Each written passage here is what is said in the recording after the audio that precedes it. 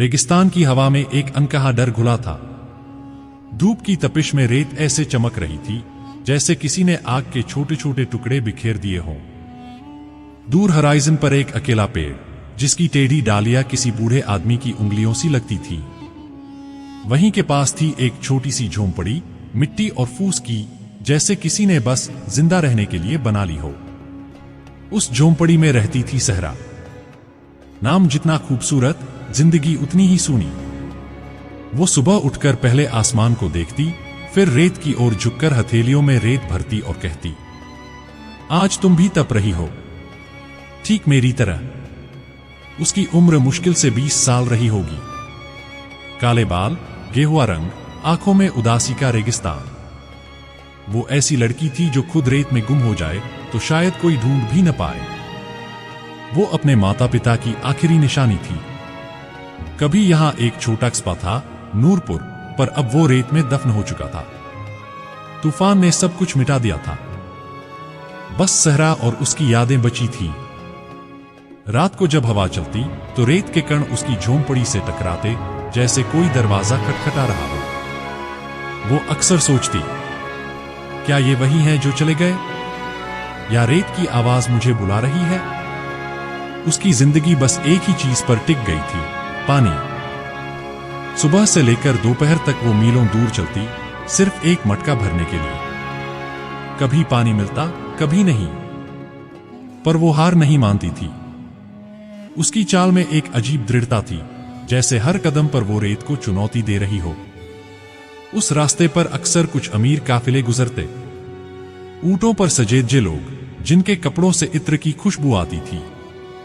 वे सहरा को देखते और मुस्कुराते, वो मुस्कान जिसमें न दया थी, न इंसानियत, बस स्वार्थ की चमक। कभी कभी वो उसे आवाज देते, ए लड़की, इधर आ, पानी चाहिए क्या। सहरा सिर झुका लेती, चुपचाप आगे बढ़ जाती। वो जानती थी, रेगिस्तान में हर चीज कीमत पर मिलती है, यहां तक कि इज्जत भी। शाम होते होते रेगिस्तान का रंग बदल जाता। सुनहरा आसमान धीरे धीरे बैंगनी होता, फिर काला। सहरा अपने मटके से थोड़ा सा पानी निकालकर दीपक जलाती। वो दीपक उसके माता पिता की याद में था। दीपक की लौ झोंपड़ी की दीवारों पर कांपती, जैसे अतीत की परछाइयां उस पर उतर आई हों। कभी कभी वो अपने पिता की बातें याद करती। वो कहा करते थे, सहरा, याद रखना, इंसान की असली ताकत उसकी प्यास में नहीं, बल्कि उसे रोकने की हिम्मत में है। अब जब भी उसे रेत में चलने की थकान होती, वो यही वाक्य दोहराती। उसकी आंखों में फिर से वही चमक आ जाती जो कभी उसके पिता की आंखों में थी। एक दिन कुछ अलग हुआ। दूर से धूल का गुबार उठा, ऊंटों की घंटियां बज रही थीं। वो वही अमीर काफिला था, लेकिन आज उसमें एक नया चेहरा था। एक लंबा आदमी, गोरा रंग, नीली पगड़ी और आंखों में कोई रहस्यमय ठंडक। वो था जारिक, मिराज पैलेस का मालिक। जारिक का नाम सुनकर ही लोग कांप जाते थे। कहा जाता था कि उसने आधा रेगिस्तान खरीद रखा है। जहां वो चाहता वहां पानी निकल आता, जहां चाहता वहां रेत दफन हो जाती। सहरा ने पहली बार उसकी आंखों में देखा। उसमें कुछ था जो डर भी पैदा करता था और अजीब सा आकर्षण भी। जारिक ने अपनी ऊंटगाड़ी रोकी। तुम अकेली रहती हो यहां? उसने पूछा। सहरा ने धीरे से सिर हिलाया। हाँ, सब चले गए। तो पानी कहां से लाती हो? जहां से बाकी सब लाते हैं, रेत के नीचे से। जारिक हल्के से मुस्कुराया। रेत के नीचे सिर्फ पानी नहीं, कभी कभी किस्मत भी मिलती है। सहरा कुछ नहीं बोली। उसकी आंखों में भरोसा नाम की चीज कब की मर चुकी थी। वो बस चली गई और जारिक देर तक उसे देखता रहा। रात को जब वो लौ जलाकर बैठी थी, बाहर से घोड़े की टापें सुनाई दी। वो फिर जारिक था। उसने कहा, मैं तुम्हें काम देना चाहता हूं। सहरा ने पूछा, काम? हाँ, मेरे महल में एक जगह खाली है। वहां तुम्हें रहना, खाना मिलेगा, बस थोड़ा काम करना होगा। सहरा ने चुपचाप उसकी ओर देखा। उसके अंदर डर और उम्मीद दोनों साथ जाग उठे। रेगिस्तान में जिंदा रहने के लिए किसी ना किसी का सहारा जरूरी होता है, और उसके पास अब कोई नहीं था। मैं सोचूंगी, उसने धीरे से कहा। जारिक ने मुस्कुराते हुए कहा, सोचो मत, बस चलो। ये रेगिस्तान सोचने वालों को नहीं, चलने वालों को जिंदा रखता है। उस रात सहरा सो नहीं पाई। झोंपड़ी के बाहर हवा रेत उड़ा रही थी और उसे लग रहा था जैसे उसके भीतर कुछ टूट रहा है। वो सोच रही थी, क्या सच में ये उसका मौका है या किसी नए तूफान की शुरुआत? सुबह जब सूरज उगा, सहरा ने अपना मटका उठाया, झोंपड़ी की आखिरी दीवार को छुआ और बुदबुदाई, अब मैं लौटकर शायद कभी यहां न आऊं। वो चली, रेत पर पांवों के निशान छोड़ती हुई, हर कदम के साथ अपने अतीत को पीछे छोड़ती हुई। दूर सामने मिराज पैलेस की मीनारें चमक रही थी, मानो रेत के बीच सोना रखा हो। सहरा को लगा वो किसी सपने में चल रही है, ऐसे सपने में जहां रोशनी बहुत है पर गर्मी उससे भी ज्यादा। महल के दरवाजे पर जारिक इंतजार कर रहा था। स्वागत है तुम्हारा, सहरा, उसने कहा। अब तुम्हारी प्यास यहां खत्म होगी। सहरा ने सिर झुका लिया। उसे नहीं पता था कि उस दरवाजे के अंदर उसकी प्यास खत्म होगी या जिंदगी। रेगिस्तान के आसमान में बादल थे, पर बारिश अब भी कहीं दूर थी। मिराज पैलेस दूर से किसी मृग तृष्णा जैसा लगता था, सुनहरी रेत पर उभरा हुआ एक भ्रम। लेकिन जब सहरा उसके करीब पहुंची तो महसूस हुआ कि यह भ्रम नहीं बल्कि हकीकत थी। बस वो हकीकत जो देखने में खूबसूरत और जीने में खतरनाक होती है। महल के ऊंचे दरवाजे खुलते ही सहरा की आंखें चौंधिया गई। अंदर संगमरमर की फर्श, दीवारों पर कीमती पर्दे और बीचों बीच एक झरना। हाँ, रेगिस्तान के बीचों बीच झरना। वो हैरान रह गई। यहां पानी? जारिक मुस्कुराया। पानी वहीं होता है जहां इच्छा होती है, बाकी सब बहाने हैं। सहरा ने देखा, महल में कई लोग काम कर रहे थे, नौकरानियां, रसोइये, रखवाले।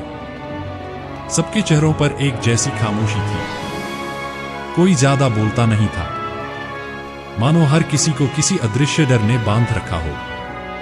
जारिक ने सहरा को एक कमरा दिखाया। संगमरमर की दीवारें, लकड़ी की छत और एक खिड़की जिससे पूरा रेगिस्तान दिखता था। यह तुम्हारा कमरा है, उसने कहा। सहरा ने कमरे में कदम रखा और पहली बार अपने पैरों के नीचे ठंडक महसूस की। यहां तो जैसे रेत का कोई असर ही नहीं, उसने मन ही मन सोचा। रात को जब सब सो गए, सहरा खिड़की के पास बैठी रही। बाहर रेत पर चांदनी बिखरी थी।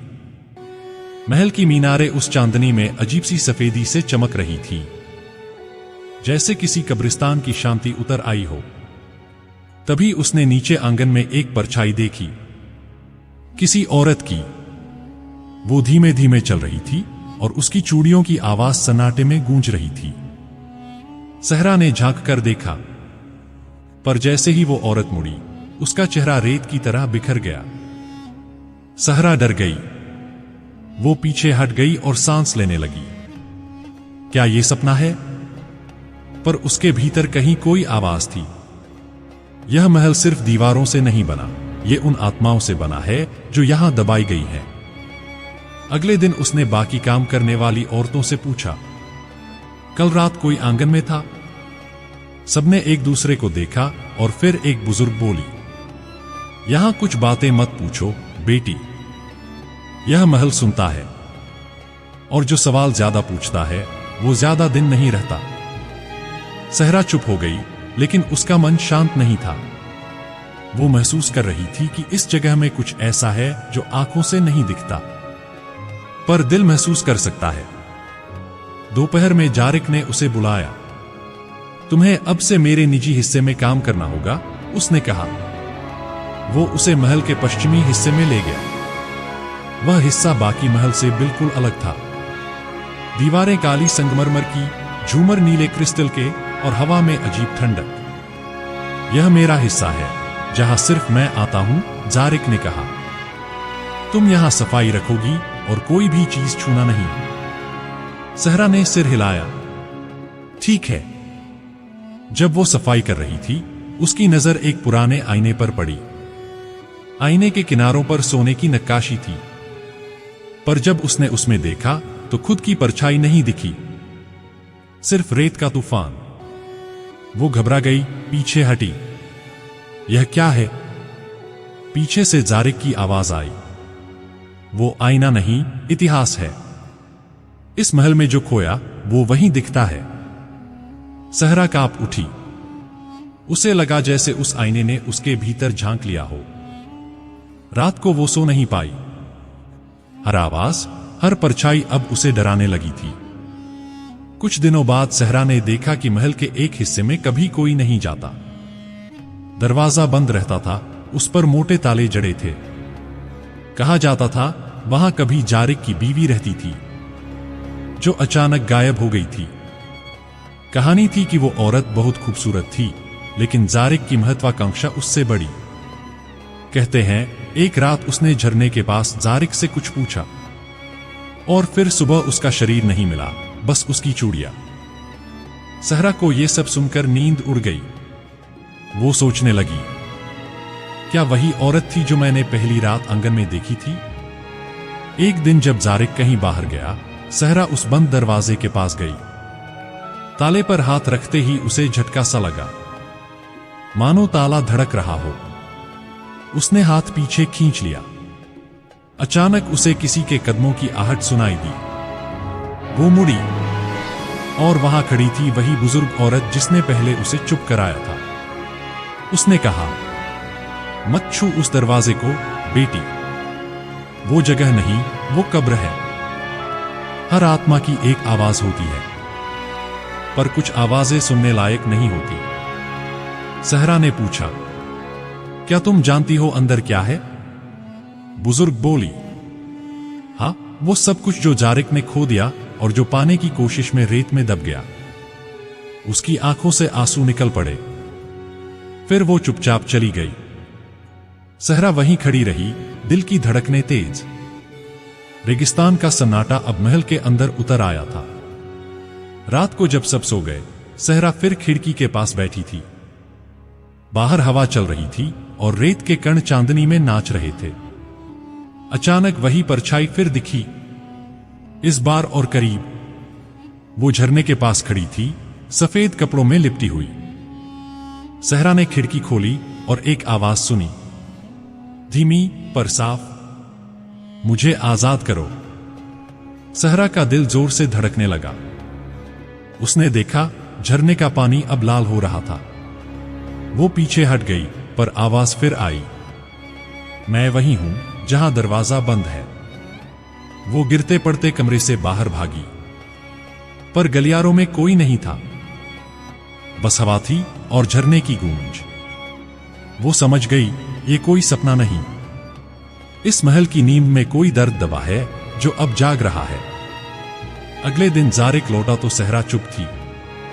उसने पूछा, क्या हुआ? डरी हुई लग रही हो। सहरा ने बस इतना कहा, महल में कुछ है। जारिक हंस पड़ा, हर जगह कुछ होता है सहरा, फर्क सिर्फ इतना है कि कुछ चीजें दिखती हैं, कुछ छिपी रहती हैं, और मैं उन चीजों का मालिक हूं जो छिपी रहती हैं। उसकी आंखों में अब डर नहीं, बल्कि चुनौती थी। सहरा ने महसूस किया, वो आदमी सिर्फ रेगिस्तान का मालिक नहीं, बल्कि आवाजों को कैद करने वाला शख्स है। रात फिर आई और सहरा ने तय कर लिया, अब वो उस दरवाजे के पीछे का सच जाने बिना नहीं रहेगी। वो धीरे धीरे उस गलियारे की ओर चली। हाथ में दीपक था और दिल में तूफान। रेत की महक अब और तेज हो चुकी थी। वो दरवाजे के सामने पहुंची, ताले को छुआ, और इस बार ताला खुद खुल गया। अंदर अंधेरा था, पर हवा में किसी औरत की खुशबू थी। वो आगे बढ़ी, और तभी उसने देखा दीवारों पर निशान, जैसे किसी ने नाखूनों से खुद को छुड़ाने की कोशिश की हो। जमीन पर टूटी हुई चूड़ियां थीं, और बीच में पड़ा था वही आईना। आईने में रेत नहीं थी, बल्कि अब उसका खुद का चेहरा दिख रहा था। पर उसके पीछे कोई और खड़ा था, सफेद कपड़ों में लिपटी एक औरत। सहरा ने मुड़कर देखा, वो वही परछाई थी। महल के उस अंधेरे कमरे में दीपक की लौ कांप रही थी। सहरा के हाथ कांप रहे थे, पर उसका मन स्थिर था। वो पहली बार अपने डर से भाग नहीं रही थी, बल्कि उसके सामने खड़ी थी। आईने में दिखती वह औरत, सफेद कपड़ों में, गहनों से सजी, पर चेहरा बेहद उदास। उसकी आंखों में रेगिस्तान की पूरी उदासी थी। वो सहरा को देख रही थी, जैसे किसी का इंतजार हो जिसे वो बहुत पहले से पहचानती है। धीरे धीरे वह परछाई आगे बढ़ी। सहरा का दिल तेज धड़कने लगा, और जैसे ही उसने दीपक उठाया, आईने की सतह पर लकीरें उभरने लगी, जैसे कोई दूसरी दुनिया उसे भीतर खींच रही हो। सहरा ने सुनाई दी वही आवाज जो पहले झरने के पास आई थी, धीमी, कांपती हुई, पर साफ। मैं अमीरा हूं, इस महल की पहली रानी, जारिक की कैदी। सहरा ने डरते हुए कहा, क्या तुम वही हो जो रात को झरने के पास आती हो? आवाज बोली, हां, पर अब मैं सिर्फ परछाई नहीं, एक पुकार हूं। मुझे इस रेगिस्तान ने नहीं मारा, मुझे उस आदमी ने दफन किया जिसने खुद को खुदा समझ लिया। दीपक की लौ और तेज जलने लगी। सहरा को लगा दीवारों में कुछ हलचल हो रही है, जैसे पत्थरों के भीतर कोई धड़कन छिपी हो। अमीरा ने कहा, जारिक ने इस महल को रेत के ऊपर नहीं, औरतों की आत्माओं के ऊपर बनाया है। हर कोने में किसी की चीख दबाई गई है। वो चाहता था कि कोई आवाज बाहर न जाए, पर आवाजें कभी मरती नहीं, सहरा। वे बस किसी और की जुबान ढूंढती हैं। सहरा कांपते हुए बोली, मैं क्या कर सकती हूं? अमीरा की परछाई पास आई। तुम वो हो जिसे रेगिस्तान ने चुना है। तुम्हारे भीतर आग है, वही आग जो जारिक ने मुझसे छीनी थी। अगर तुम बोलोगी तो इस रेत में दबी हर आवाज फिर से उठेगी। सहरा के आंसू बह निकले। वो झुक गई और बोली, मैं डरी हुई हूं। अमीरा ने कहा, डर वहीं होता है जहां अब भी उम्मीद बची हो। तुम्हारे भीतर वो उम्मीद है जो हमें आजाद कर सकती है। तभी कमरे के बाहर कदमों की आहट आई। जारिक, उसके हाथ में मशाल थी। यहां क्या कर रही हो? उसने गरज कर कहा। सहरा ने चौंक कर पीछे देखा। आईना अब शांत था, सिर्फ उसका चेहरा दिख रहा था। मैं बस साफ सफाई कर रही थी, उसने कहा। झूठ बोल रही हो, जारिक चीखा। तुमने दरवाजा खोला है। वो आगे बढ़ा और सहरा का हाथ पकड़ लिया। उसकी पकड़ लोहे जैसी थी। तुम नहीं जानती यह जगह किसकी है। यह महल सिर्फ मेरा नहीं, मेरी आत्मा का हिस्सा है। सहरा ने उसकी आंखों में देखा। वहां अब इंसान नहीं, पागलपन था। वो बोली, तुम्हें लगता है तुमने रेत को जीत लिया, पर रेत कभी किसी की नहीं होती। वो सिर्फ लेती है, धीरे धीरे, चुपचाप। जारिक ने उसे धक्का दिया। तुम भी बाकी की तरह यहां से मिट जाओगी। वो मशाल उठाकर आईने की ओर बढ़ा, पर जैसे ही उसने आग पास की, आईने से एक तेज चीख निकली। महल की दीवारें हिलने लगीं। झरने का पानी लाल हो गया। हवा में धूल और राख फैलने लगी। अमीरा की आवाज गूंजी, जारिक, तूने हमें दफन किया था, अब हम तुझे निगलेंगे। जारिक पीछे हटा, पर अब बहुत देर हो चुकी थी। दीवारों की दरारों से रेत बाहर आने लगी। फर्श कांपने लगा। सहरा ने देखा, महल की मीनारें झुकने लगी, जैसे रेत अपनी रूह वापस खींच रही हो। वो भागी, गलियारों से, सीढ़ियों से, और बाहर खुले आंगन में पहुंची। जारिक उसके पीछे था, पर जैसे ही उसने झरने के पास कदम रखा, पानी की जगह रेत उबलने लगी। जारिक ने चीखते हुए कहा, मैं इस रेगिस्तान का मालिक हूं। अमीरा की आवाज फिर आई, रेगिस्तान का कोई मालिक नहीं होता, सिर्फ रूहें होती हैं। रेत का तूफान उठा और कुछ ही क्षणों में जारिक उस रेत में समा गया। उसकी आवाज डूब गई, जैसे कोई आखिरी सांस खींची हो। सहरा वहीं गिर पड़ी। आसमान अंधेरा था, पर हवा में अब सन्नाटा नहीं, बल्कि किसी मुक्ति की हल्की गूंज थी। धीरे धीरे सुबह हुई, सूरज उगा और महल के खंडहर अब बस रेत का टीला थे। सहरा की आंखें खुली। वो जीवित थी, पर उसके आसपास कोई नहीं था। बस हवा थी जो अब शांति में बह रही थी। वो उठी, झरने के पास गई। वहां अब साफ पानी था और उस पानी में उसका चेहरा झलक रहा था, पर उसके पीछे अमीरा मुस्कुरा रही थी। तुमने हमें आजाद किया, आवाज आई। अब ये रेत तेरा घर है, पर कैद नहीं। सहरा के चेहरे पर पहली बार मुस्कान आई। उसने अपने मटके में पानी भरा और रेगिस्तान की ओर चल पड़ी। अब उसके कदमों में डर नहीं था।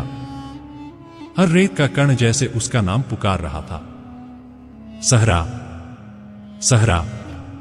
वो चलती रही। जहां कभी जारिक का साम्राज्य था, वहां अब सिर्फ हवा थी, पर उस हवा में इंसानियत की महक लौट आई थी। सालों बाद जब कोई उस रास्ते से गुजरता, तो सुनाई देता हवा में एक औरत की धीमी आवाज। रेगिस्तान में प्यास सिर्फ पानी की नहीं होती, कभी कभी आत्मा की भी होती है। और कहते हैं, जब भी किसी औरत की आंखों में रेगिस्तान की उदासी झलकती है, वो सहरा की आत्मा है, जो आज भी घूमती है, हर रेत के कण से कहती हुई, अब कोई आवाज दबी नहीं रहेगी।